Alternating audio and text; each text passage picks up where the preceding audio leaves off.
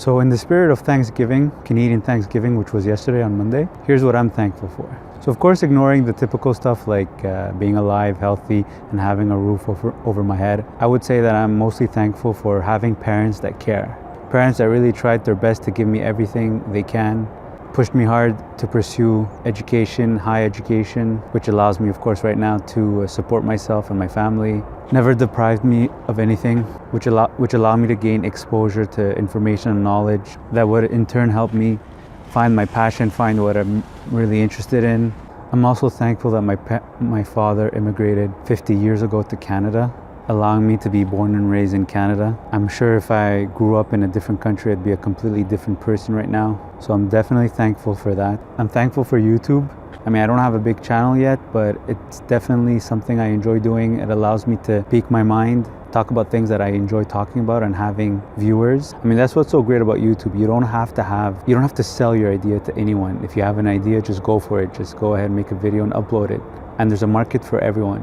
And that's what YouTube makes people realize, is anyone could make videos and upload them and have viewers, have a fan base, have an audience. So it's definitely something to look forward to, definitely a nice project to have. So I'm thankful for that. Sometimes it's important to have side projects. It keeps you going because life can get so boring sometimes. I'm thankful for having a beautiful, healthy young boy, baby boy. I'd probably say it's one of my best accomplishments, proudest accomplishments. It's such a great feeling to be responsible of such a little powerless creature, but at the same time it makes you question every dollar you spend.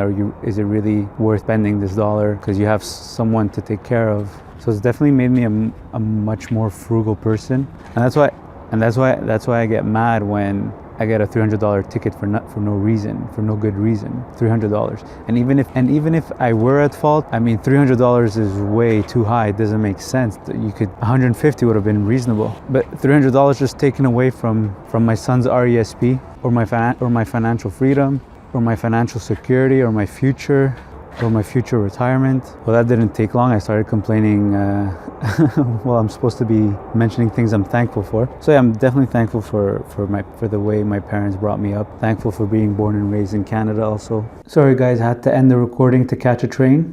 But going back to things that I'm thankful for, I think it's important to not take things for granted, especially the presence of your loved ones, either your closest friends or your family members, not to take their presence for granted. I lost my dad back in 2014 to a heart attack, and the sad part is not that he passed away. I mean, everyone passes away, but the sad part, of course, is the way he passed away and the last exchange I had with him. I remember our last phone conversation, we argued, and then he called me back and I sent him straight to voicemail, and in that voicemail that I later on listened to, he was yelling at me, telling me, when your father calls, answer the phone.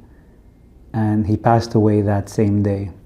So that was the last exchange, or the last thing he remembers of me is arguing with me or even calling me and not being able to reach me because I didn't answer. So of course that part made me feel so bad, so guilty, and there's nothing I can do, there's nothing I can fix. There's no way for me to fix it. So my sister actually did this video about my dad. I'll provide it in the link below. Please go watch it and then come back and watch the rest of this video so you can understand what I'm talking about. But basically, we all think that we hear these stories all the time, but we never think it's going to happen to us.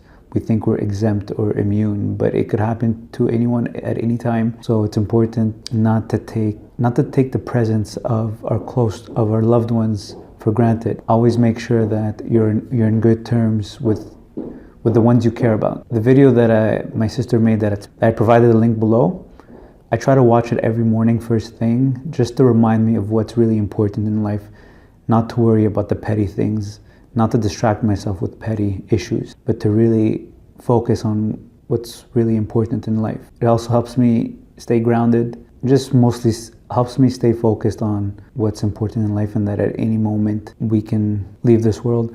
So what's important is to really enjoy the journey with your loved ones and just to be surrounded by your loved ones. Not to waste time either. Time is very precious. So really try to make your time as valuable as possible. And definitely not have any regrets, the type of regrets that can never be fixed, right? So yeah, so that's what I'm thankful for. And I don't think you need a holiday or one day a year just to remind yourself what you're thankful for. Or even worse, you don't need one day a year to, you don't need a holiday to tell you when you should meet up with your family. I'm sure people meet up every week or every weekend. So I really don't understand the holiday of Thanksgiving. Don't get me started on Valentine's Day, the worst holiday ever.